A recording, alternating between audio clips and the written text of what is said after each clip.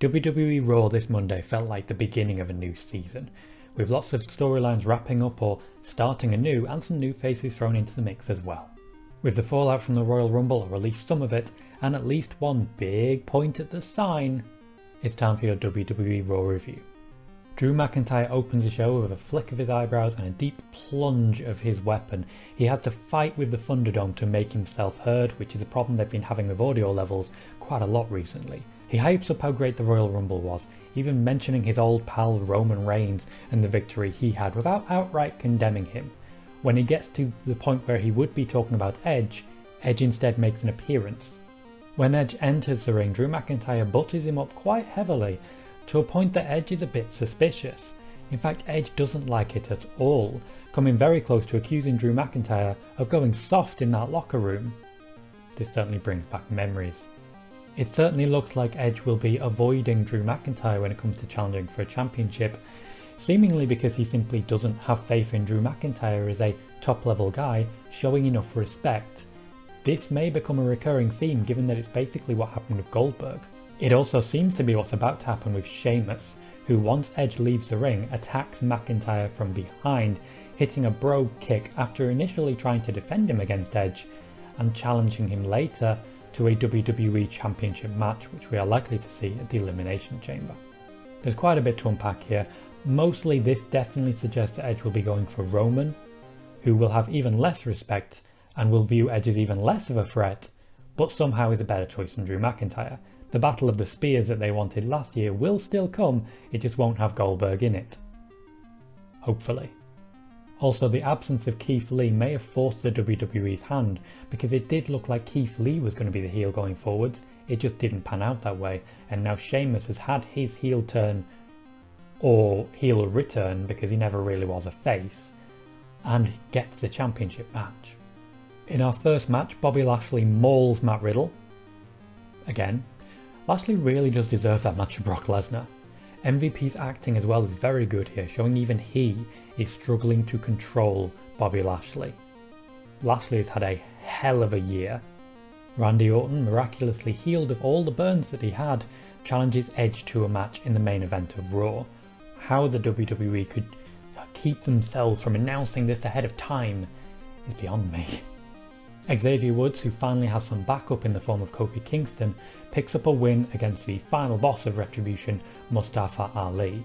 He's also been trying to tease a match with Retribution, Mia Yim of course, which would be the complete set he has then wrestled. Interesting if it goes ahead. Am I the only one who thinks Retribution haven't actually done anything in a long time? Miz and Morrison continue to feud with Bad Bunny, but Bad Bunny has a tag team partner in the form of Damian Priest. Priest comes down to the ring, takes on The Miz, and wins in short order thanks to Bad Bunny distracting Miz's tag team partner, John Morrison. I do think this may end up being a tag match down the line, and if we get a Bad Bunny who is a bit more Pat McAfee than Drew Carey, I think it could work out. I do think this is an interesting way to introduce Damian Priest though. It will appeal to casuals and Bad Bunny fans, but won't necessarily appeal to the hardcore audience already watching. If you were to debut in the WWE, would you want to be in Damian Priest's position and essentially be a Bad Bunny buddy? That sounded filthier than I thought it would. The Lucha House Party challenges for the Raw Tag Team Championships, and it works out about as well as any other match they've had recently for a Tag Team Championship. It's a very good match though, I do suggest watching it. With new Women's Tag Team Champions, we have to have new challengers, so we have a triple threat tag team match between Charlotte Flair and Asuka, Naomi and Lana, and of course Dana Brooke and Mandy Rose. Lots of tag teams, again on Raw, not many people standing individually. It's a good match, but it ends pretty much exactly as you'd expect. Charlotte Flair is once again distracted by Lacey Evans and Ric Flair. Ric Flair finally explains what's going on Raw Talk, but that's not shown on Raw at any point, so I suggest at least watching the clip of it on Twitter. And then Asuka is left alone and abandoned by Charlotte Flair and falls to a single rear view. Naomi and Lana pick up the win, could be interesting challenges. I would have expected Lana to get in some sort of feud with Jackson Baszler all over again. However, at the same time, Asuka's really not protected anymore. She had 2 weeks where she got beaten the hell out of by Bliss, and she's immediately lost this one as well. They're going to have to do some serious rebuilding before WrestleMania for the Raw Women's Champion. The WWE hype up the return of Carlito, and I'm hoping he does a similar return to MVP in that slowly he becomes important to the company and helps to develop and put over stars other than himself. He's in a tag team match alongside Jeff Hardy against Elias and Jackson Riker, so maybe don't work with that exact crowd. Just maybe move one of them out of the way. Nikki Cross, with what I believe is new entrance music, finally returns to Raw after a very long time on the sidelines and has earned herself a match with Alexa Bliss to at least try and get some closure to their previous tag team. Alexa Bliss, however, has evolved way beyond what she was when they were in a tag team, and this is a very different match than it would have been way back when. There is a quick wardrobe change, there are good moments for Nikki Cross, good moments for Alexa Bliss, but eventually, unfortunately, Nikki Cross does fall to a variation of the Sister Abigail. Alexa Bliss essentially adds her previous DDT finisher to the move to combine them and create something new and quite original, although I do believe I've seen it done by Velveteen Dream down in NXT. Nikki Cross rolls out of the ring, Alexa Bliss walks out and crosses paths with Randy Orton as he comes down to the ring. There is a lovely moment when Bliss is trying to force Randy to look her in the eye. Randy Orton stops on the ramp, but waits for her to get out of his way. It is a showing of no fear and very clearly an indicator that this storyline will continue regardless of the fact that Edge is back. Edge and Orton wrestle a very good but very short match.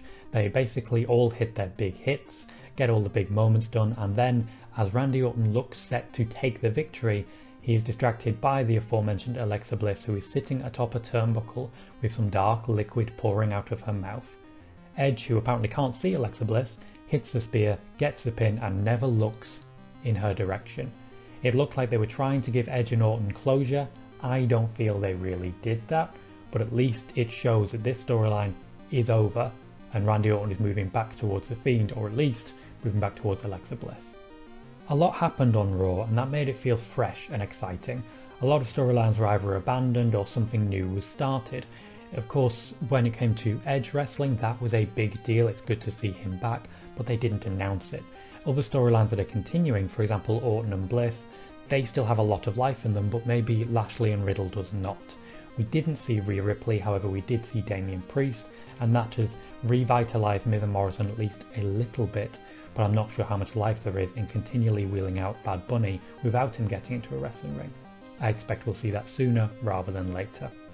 With a show like this, it's hard to say exactly what to expect going forwards. It felt like a season premiere, but also it felt like a season ender at the same time, and that made it feel a little bit jumbled and confused.